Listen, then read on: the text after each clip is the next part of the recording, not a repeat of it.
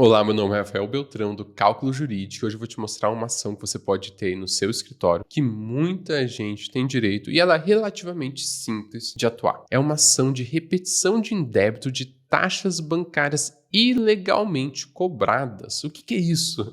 O nome é bonito, é extenso, mas é muito simples. São taxas que o banco cobra da conta corrente do seu cliente, que ele não pediu autorização para cobrar, que o teu cliente não sabia ou não sabe por que está sendo cobrado e por isso o seu cliente não deveria estar pagando. Então você vai ver, muitas vezes são taxas pequenas, 20, 30 reais por mês, 60 reais, que ao longo de 5 anos acumulam em 3, 4, 5 mil reais. Em cima disso, é possível pedir não só os valores de volta, mas a repetição de débito, que se for procedente, dobra o valor que o teu cliente pagou. Então, se ele pagou R$ 3.500 nos últimos 5 anos, o dobro disso seriam R$ 7.000 sem correção monetária. E além disso, é possível e tem casos de concessão de dano moral de 5 até 10 mil reais para esses casos. Então, uma situação de R$ 3.500 em tarifas indevidas e ilegais nos últimos 5 anos pode virar um caso de R$ 7.000 com repetição de débito, mais R$ 5.000 com dano moral, um caso de 12 a 20 mil reais. Eu vou mostrar agora para você um caso concreto em que isso aconteceu de fato, com uma decisão procedente, com um acórdão que foi reformado de maneira vantajosa para o autor e como que você pode fundamentar a sua ação e realizar os cálculos de valor da causa e liquidação de sentença. Vamos lá?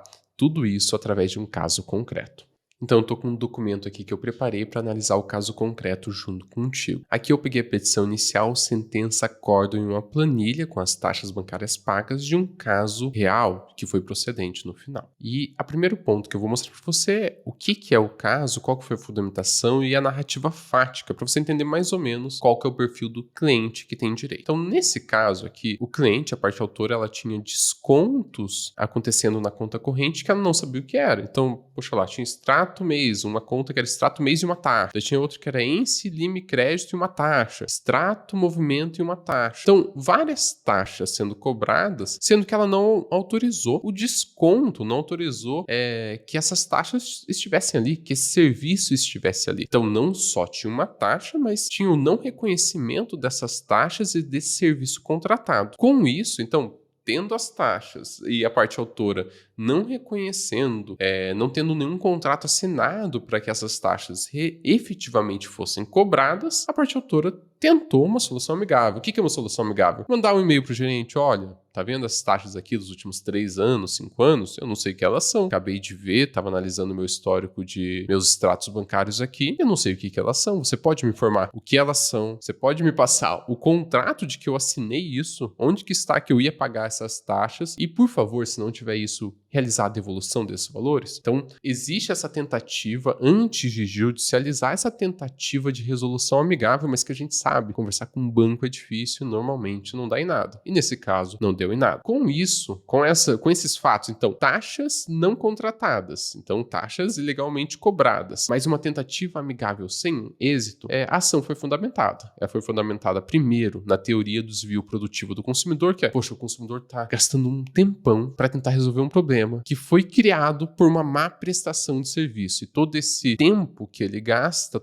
a gente sabe, né? Às vezes horas no telefone, um monte de e-mail enviado, vai até o banco, tenta resolver e não consegue, tudo isso ele poderia estar fazendo algo produtivo da vida dele. Por isso, teria direito a danos morais. Foi fundamentado também na responsabilidade do banco. Então ele trouxe aqui a resolução 3919 de 2010 do Banco Central, que autoriza a cobrança de tarifas, todavia, quando previamente autorizado e solicitado pelo cliente. O que significa? Se a tarifa não tem autorização e solicitação do cliente, o banco não pode cobrar. E também o do CDC, que são direitos básicos do consumidor, a informação adequada e clara sobre os diferentes produtos e serviços, com especificação correta de quantidade, característica, composição, qualidade e preço, bem como sobre o risco que apresenta. Então, a fundamentação que essa ação utilizou foi que, poxa, é responsabilidade do banco avisar quais são as tarifas, sobre o que elas são cobradas, como são cobradas e não cobrar nada que o cliente não autorizou. E daí ele traz também a possibilidade de repetição de indébito, que é a devolução da quantia em dobro de algo que o consumidor pagou em excesso,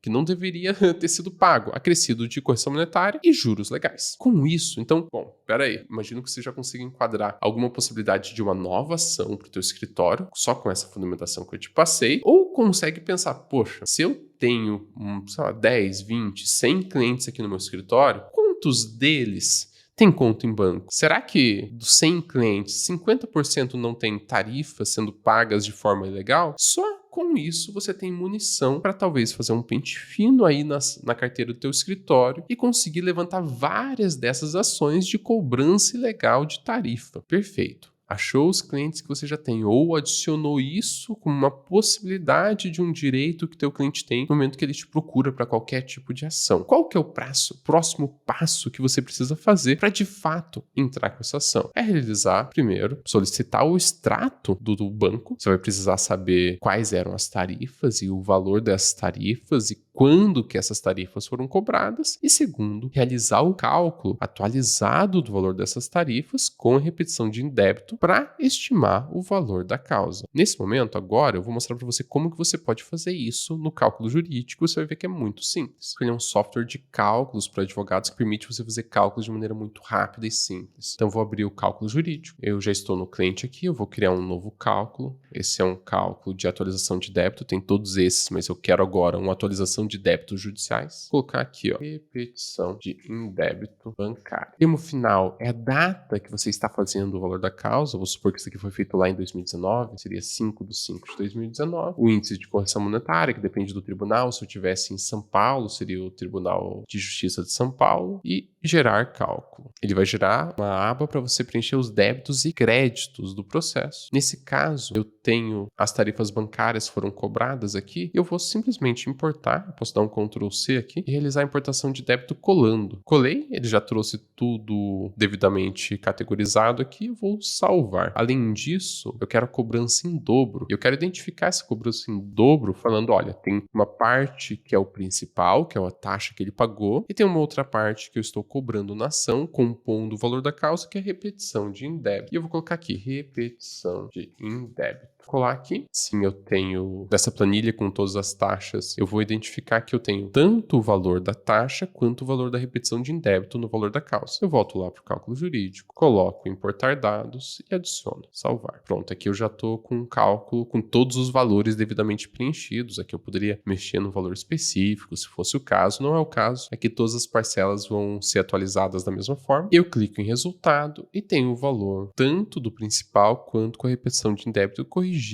para a data do cálculo. Além disso, eu tenho que adicionar o valor dos danos morais que eu não coloquei. Eu vou colocar editar débitos, adicionar uma contribuição aqui, colocar dano moral no valor de R$5.000. Pronto, agora eu tenho o resultado da ação, eu exporto o relatório e esse daqui é o valor da causa completo, com todas as correções, juros, atualização monetária. Tá tudo completinho aqui para você ajuizar na sua ação. É só juntar esse relatório de cálculo junto com a ação, junto com a petição inicial para demonstrar o valor da causa. Agora vamos para a sentença ver o que aconteceu. Essa sentença, ela veio aqui no finalzinho, no relatório, a gente viu o que aconteceu, que ela declarou inexigível as tarifas bancárias. Ela reconheceu uma prescrição trienal, então dos últimos 3 anos desde a propositura da ação.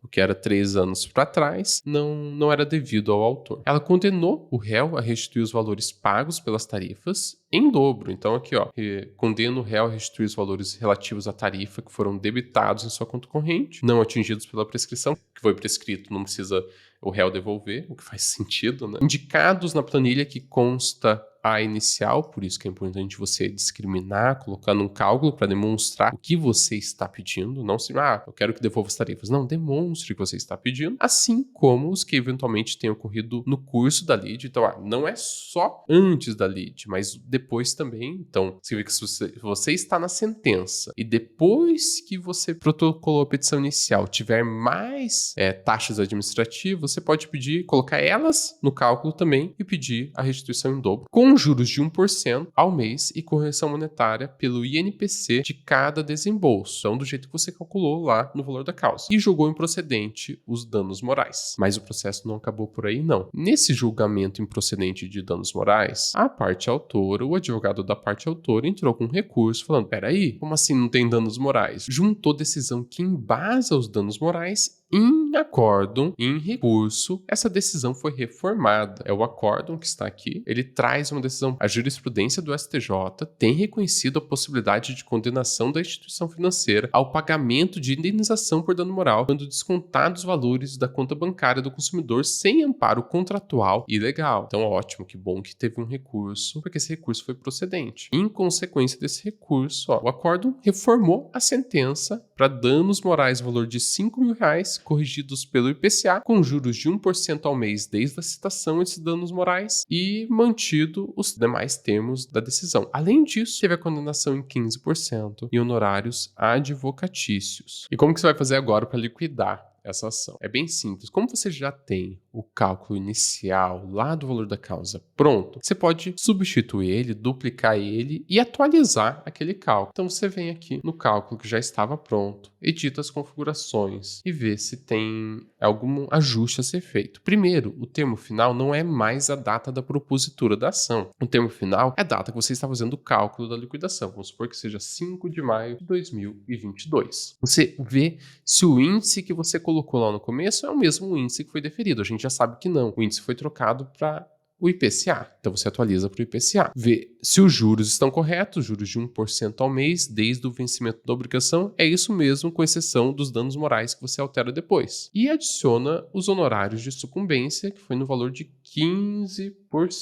Salvo. Aqui nas tarifas bancárias, você vai ter que prestar atenção. Teve alguma que foi prescrita, que eu preciso tirar, e teve alguma parcela que tem alguma situação de cálculo especial? E teve. Você vem editar débito. As duas primeiras parcelas foram antes da data da prescrição. Lembra que ele falou, eu considero prescritas antes de setembro de 2017? Então você vem aqui e tira essas duas parcelas porque elas já estão prescritas. Além disso, o dano moral tem uma regra especial para a correção. Qual que é a regra? Os juros de mora, eles só contam a partir da data de citação. Então eu vou colocar 1% ao mês a partir de uma data fixa, que é a data da citação. Como que a gente descobre a data da citação? Você vai lá no processo e vê qual é a data da citação. Eu deixei aqui registrado para não esquecer. Então foi 21/8/2020. Eu venho aqui no cálculo jurídico, coloco dano moral de R$5.000, vai ter juros a partir de 21/8/2020. E a data de fixação dos danos morais vai ser a data de publicação do acórdão, porque foi lá que foi arbitrado o dano moral. Então você também precisa ver qual foi a data do acórdão, 17/10/2021, e colocar a data do dano moral é 17/10/2021, que é a data do arbitramento. Então você sempre vai colocar como data do vencimento do dano moral a data do arbitramento, seja ele em sentença ou em acórdão. Por quê? Porque a correção monetária dos danos morais só se dá a partir do arbitramento. Mas os juros, normalmente os juros do dano moral, se dá a partir da data da citação. E é por isso que você preencheu aqui, eu quero que nos danos morais os juros corram a partir de 21/8/2020, que foi quando aconteceu a citação. Com isso, você dá um salvar, você vai exportar esse relatório que tem todos os dados que você precisa para iniciar a liquidação de sentença, com todo o cálculo discriminado, inclusive com o cálculo dos honorários sucumbenciais e toda a metodologia de cálculo ao final. Com esse relatório aqui, você tem tudo que você precisa para iniciar a liquidação de sentença. E veja, é um caso de R$11.000 com R$1.500 de honorários sucumbenciais. O total de débitos, R$10.157. Se você cobrou 30% dessa ação, é uma ação que o teu escritório renderia mais ou menos R$3.000 de honorários contratuais, mais R$1.500 de honorários sucumbenciais. Uma ação de R$4.500 para o seu escritório, que tem muita gente com direito. E essa é uma ação que você